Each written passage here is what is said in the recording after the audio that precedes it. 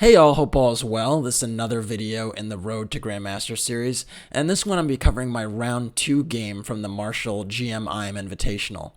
Now, if you followed the round 1 video, you know that I played an incredibly shaky game against International Master Brandon Jacobson and was really fortunate to draw. This one I was hoping to be a little bit more complete and hopefully not get into so much trouble, and yeah, just pretty much play a better game because the first one was really an ugly sight. Now, my opponent in this one was International Master David Brodsky, a young junior player from the tri-state area, and one that's making quite a bit of strides over the past few years. I can recall when he was just a national master, and then he progressed to FIDE master, and now he's been an IM for, I think, at least a year or so. And yeah, you know, the juniors can get better very quickly from tournament to tournament, so you never know what to get. I was hoping to sort of take a little bit of advantage of the familiarity I had with him as a player. I knew he was a very good technical player, but sometimes missed important details. And yeah, I was hoping to challenge him in this game. So anyways, he opened with e4, which he normally does, and I decided to play e6, the French. The French is something I definitely toyed around quite a bit with in early 2019, and if you've seen some games already on this channel, you know that the French has featured prominently in the Road to Grandmaster journey. d4, d5, and knight d2. And knight d2 is funny because I think to date, at least in the series, I'm not so sure I'd faced a normal classical French yet. Many people have been playing knight d2, and then other people were playing the McCutcheon, which you know, is after the knight c3, which is the main line after knight f6. Them not going e5, which is the absolute main line, but instead going bishop g5. So it's kind of funny that I actually had not, you know, faced a main line in the French positions yet. But this is kind of the case when you're actually playing openings that are relatively popular or topical. Is typically opponents try to go for lines that are at least not the most critical, but maybe the most annoying for black to deal with. So yeah, that's the thing, is when you're studying openings, a lot of it actually comes down to the sidelines and how well covered you are there. So fortunately, I did have a decent knowledge base here, but it is a funny thing that this kept happening. Anyways, after knight d2, I went c5. And there are two ways to handle this position after knight f3, which was played. You can handle the position by recapturing on d5 with the e-pawn, which is and play with an isolani for black, or you can take with the queen, because that's what happens. Is white winds up capturing on d5 and resolving the tension, and then you have to make a decision. So I played c takes d4, and after e takes d5, again you have this decision of taking on the e-pawn or with the queen, and I played queen takes d5. There are drawbacks to both. Of course, if you take with the e-pawn, you have this isolani that you have to contend with, and you know, as we've talked about on this channel before, pawn islands matter. So, you know, white would have 2 pawn islands in an e takes d5 scenario, and in this type of position, black would have white would have 2, and in this position, black would have 3, but you know, in exchange for that, black would at least have active squares to develop the pieces in a relatively decent game, but maybe having long-term problems. The flip side is with queen takes d5, which I did play. This queen becomes a little bit of a target and has to move around a bit in the opening, and that lack of time means white is basically up in development, seriously up in development. So long-term, black's position is really good, but in the short term, it is a bit risky. So thinking about those long-term and short-term aspects are important. Again, you can see from my rationale here with queen takes d5 that I'm, at least in this game, I'm favoring the long-term dynamics of having a kingside pawn majority. Having a 4 versus 3 on the king side is something I care about. So anyways, bishop c4 is played. This is the main line, challenging that queen. And I went queen d7, moving the queen away from the action. And then castles. And then knight c6, knight b3, and a6. And if you've seen previous games from this channel, from the Road to Grandmaster journey, you know I've actually had this position twice already. I believe once against FM Doug Eckert from the Southwest class, and again against an international master, Guillermo Vasquez, also from the Southwest class. So this is my third time handling this position. And in both those games, I managed to, not lose. So I felt pretty good about my understanding here. Now, the point is with a6, which is a little bit of a strange move, again, not developing your king side, is that you're covering the b5 square, which is actually a very, very important square just to stop the bishop from jumping there and sometimes even the knight from jumping there. And you prepare after this exchange on d4, knight takes d4, knight takes, and knight takes, which was played. You play this move queen c7. And the point is that you're challenging this bishop on c4, but you've also covered the a6 square so they can't go bishop b5 check. So that's kind of the nuance there. Now, there are a few choices for white here in terms of how to deal with this bishop. You could go bishop d3, you can go queen e2, you can go bishop b3, you can even go b3 with the pawn. In this position, David decided to go bishop d3. And bishop d3 was a move I'd seen before. So I felt like, okay, he probably maybe looked at one of my games or he had some idea about how to play this position. But I also had ideas. If you recall, the last time I played this position, I played bishop d6 and got into real trouble after this move, rook e1. And the issue is that after bishop takes h2 check, king h1, it turned out this pawn sacrifice was super dangerous because knight f5 was a threat, queen h5 was a threat, and even knight takes e6 was a threat in some lines. So because of that, I didn't want to go down that same path again. So instead, after bishop d3, I actually played a new move for me, which was bishop d7. And the idea with bishop d7 was to entertain castling queenside in some lines and think about even sometimes putting the bishop on c5 instead of putting it on d6. So white went c3. This was a little bit of a surprise to me. I did not think it was the most critical way to handle the position, but it's still reasonable enough, protecting the knight, keeping the pawn majority on the queen side compact. It's a reasonable move. I went knight e7, again, trying to get a different type of setup than the one I'd had before, so I didn't want to go for these bishop d6 lines, although bishop d6 is absolutely playable. But again, you can have a scenario with like rook e1, and this type of pawn sacrifice again is very, very, very dangerous because this knight comes to f5 and is just a menace to society. So because of that, I went knight e7, and now queen h5 was played, and queen h5 is a very, very aggressive move. My idea with knight e7 was to place the knight on g6, and now with the queen h5, knight g6 is not as attractive because after bishop takes g6, I would have to take with the f pawn. And capturing away from the center also weakens the e6 pawn. And okay, I have the two bishops, but the structure does not look so nice. So because of that, I figured I would need to change tact a little bit. And I decided to go with knight c6. Again, not the original intention. I was thinking knight g6, but now the queen is there, I thought the knight should go to this square to challenge this knight on d4. After knight c6, white played rook e1. And very, very dangerous clouds are brewing because now there's this threat on the e6 pawn based upon the pin of the f7 pawn on the diagonal. So now knight takes e6 is a real threat. Note that if I make a bad move like bishop e7, for instance, knight takes e6, bishop takes e6, and rook takes e6 could be very, very dangerous. Oops, not there. Hold on one second. Yeah, rook takes e6 like this would be very dangerous because I can't take this this rook because of the pin. There is a g6 move here challenging the queen, and maybe I can recapture the rook next. But I have a feeling that this position just looks very dodgy to me. I'm not sure, but it just looks very, very risky to play this way. So instead, I decided to take the knight on d4. And this was after a long think because I had to figure out whether or not this actually helped me or hurt me.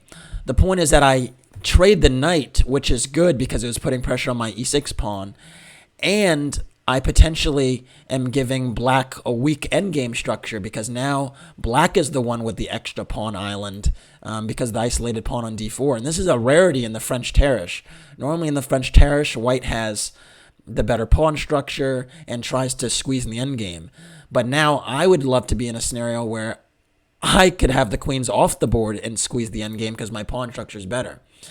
But the downside to this, I'm still woefully undeveloped, and now the c file that might actually be a source of counterplay for white with a rook coming quickly to c1. So I have to act kind of quickly to get my pieces to safety, and I start with g6. I reason that fianchettoing my bishop to g7 was probably the best chance I had to castle really quickly, because castling now queenside is kind of out of the question with the c-file being opened, and not to mention the fact that my f7 pawn was loose. So castling queenside was kind of out of the question, and with g6, I'm at least trying to develop with tempo to g7. Note that a move like bishop d6, which might be an interesting square to try to develop, is not very well advised, because now white could consider playing d5 and ripping open the position like this. And then the other problem with this setup is that I actually can't castle because the queen and the bishop are eyeing h7 and, can just give checkmate. So the other benefit of going g6 is I actually blunt the bishop on d3 and reduce its scope. So it's a very multi-purpose move. White went queen h4. I think that was a reasonable move. Still keeping an eye on some of my king side and taking advantage of some of these sensitive squares that were weakened by my g6 move. So again, we talk about pawn moves. They weaken the squares adjacent to the new square it's in. You can see here that that's a prime case where f6 and h6 are weak. I decided to cover those squares and went for bishop g7. I think that makes a lot of sense. Just getting the bishop to cover some of these squares and, prepare castling. And now white went bishop h6. Interesting move, I think, trying to take advantage of the fact that if these bishops go away, then my dark squares might be weak again. The thing that made me not feel so nervous about this move, though, and thought, maybe this is not the critical try, was that, Black would be happy to continue to trade pieces, because the more pieces I trade, the more the d4 pawn might be a problem. And I might be able to get some pressure on it in an endgame. So I thought I should kind of be angling for the endgame, and white should be angling for an attack. So on the one hand, I understand the sentiment to weaken the squares, but on the other hand, trades kind of are fine with me. So I castled, and, I felt pretty good here because now I have the structural advantage. My pawn structure is very compact here. My king looks relatively safe. And if I get to play bishop c6 and rook d8 unscathed, I'm going to take over. White played rook e3, and I think this was the crux of David's idea. The idea was, to not exchange on h6 right away and use the h3 rook use the bishop as a wedge on h6, and then use the h3 rook to come around and deliver checkmate. And it actually is kind of scary to look at, I was looking at this position, I was like, ooh, this is very dangerous. I need to be very, very alert here, because there aren't many easy ways to stop rook h3. I mean, you start to look at them, and they're really only just a few moves you can make. So taking on h6, for instance, would not help. That would just, cement the queen further on this square. But I did give it some consideration. The point being that I thought maybe now I could go bishop c6, and then if rook h3, now I can go f5, and this queen transfers over and helps the h7 pawn. So that was one idea, but I did not like the fact that my e6 pawn was now weak, and that maybe white could play a move like rook e1 and shift gears to the d5 pawn, or the e6 pawn. So that was one thought, but I didn't love that I was weakening my king side. Another idea was to consider playing a move like e5, because now the bishop keeps an eye on the h3 square. But that move seemed very unattractive, just because I'm, giving up a pawn for no reason. And okay, I've stopped the immediate attack, but, now I'm just down a pawn. Queen f6 check might be an idea, and it didn't make sense. So kind of by process of elimination, I landed on the move that pretty much seemed to me to be the only move, and that was queen d8. The idea with queen d8 was to trade the queens and challenge the queen before the rook landed on h3. And the nice thing about this move is if the queen goes somewhere else and refuses to be traded, well, basically I'm in a scenario where there'd be no more pressure on the H line. So let's say the queen moves away. Well, now I'm going to try and trade. I'm still going to try and trade queens, and the queens are going to come off the board, or there's going to be no more pressure on the H file. So I thought queen d8 was a really nice move, just nice retreating move, making sure this checkmating stuff wasn't a problem. So queen f4 was actually played, and then after queen f4, I went for bishop takes h6. And I know I just mentioned queen f6 as a move, but queen f6 actually fails and lose an exchange to bishop takes f6, queen takes f6, bishop takes f6, and bishop takes f8. And here I'm just losing in exchange. Although I would argue that I actually am not completely lost here, because my bishop has good counterplay on these dark square pawns. So I wouldn't be totally lost, but with best play, it would probably be a losing position. So I didn't want to just drop an exchange, and so I decided to go bishop h6, willingly giving the queen the h6 square and seemingly helping to accelerate this attack. But I have the very important move queen f6 here, getting to g7 just in the nick of time. And so now that my queen is helping on the king side, I've actually managed to secure my weak dark squares, and now I've managed to trade enough pieces where, again, maybe this d4 pawn becomes a problem. So I got very excited here, because if I get a few moves, I'm going to go bishop c6, rook a d8, and, I'm going to start to take over. So white was very, very alert here, and I think was pretty much understood that the tide is turned. And David, being a pretty good technical player, I think was able to sense the danger and considered, you know what, I need to hold the position in place, because I don't have an advantage anymore. I need to try and figure out a way to make sure I'm not saddled with these long-term weaknesses. And he started with rook h3. I think this is a good move because it actually forces my reply, queen g7. And after queen g7, I was surprised he did this, but he played queen takes g7, king takes g7, and then bishop e4. And this move, I must say, I underestimated, because I didn't see that the b7 pawn was a real problem. But the bigger issue is that it can be attacked more than once with rook b3. And so the point is that this bishop now challenges this pawn. I can't move it because my rook on a8 is hanging. And if I passively defend it, then rook b3 targets the b pawn again. And then rook c1 comes into play, and this rook can also get some pressure here. And then, in addition to all those things, black could consider trying to liberate his isolated d-pawn at some point with d5 and try to trade everything off. So I thought bishop e4 was a really, really good judgment in a position where it looks like, white's rooks are split, his coordination is, pretty lackluster, and it seems like, black is about to make something happen, but this move bishop e4 is really good.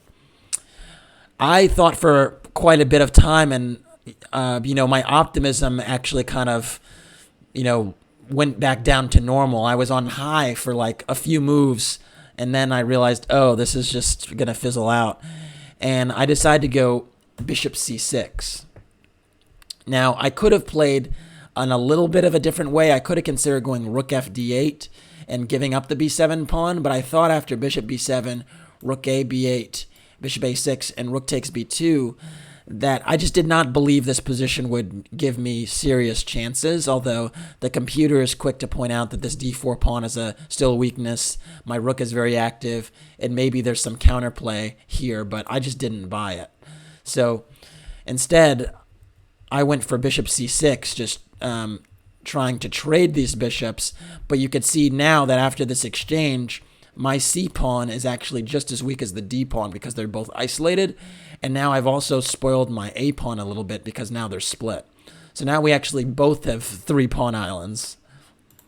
So white played rook c3, getting that rook back into the game, and I went rook f d8, and then after rook takes c6, rook takes d4, we're really kind of in an equal position. White has, white's going to have enough activity, and even if we manage some scenario where I trade the a pawn for one of white's queenside pawns, it's just going to be a 4-on-4, which is a draw. And my best case scenario would be something where I get both pawns for my a pawn and manage to get a 4 versus 3 on the king side. But even those 4 versus 3s aren't winning with really good play. And I don't think David was going to just drop a pawn. After rook a c1, I actually went a5 just to kind of take a little bit more space on the queen side and, entertain potentially playing rook b4 or a4 at some point. But the more I look at the position, I was just not convinced there was any serious chances here. All white has to do is give themselves luft to make sure their king doesn't have any back rank problems, and that's kind of the end of the story. And so after a5, I actually offered a draw, which David accepted. We talked a little bit after the game. I think he definitely thought he was a little bit worse at some point. But again, we both agreed there wasn't really serious chances to win. And this maneuver with rook h3, rook e3, rook h3 was not actually the best. And I was able to defend it and show it wasn't the best. But, being black and white was pretty alert, traded some pieces, and then made sure not to slip from worse to losing. So that's the sign of a pretty good player, someone that's, senses the danger and then shuts things down before it gets too serious. All right, that's it for this one. Thanks for watching. Please like and or subscribe to the channel. And if you want to support the Road to Grandmaster journey, you could do so by checking out the PayPal link in the description below. Thanks. Take care.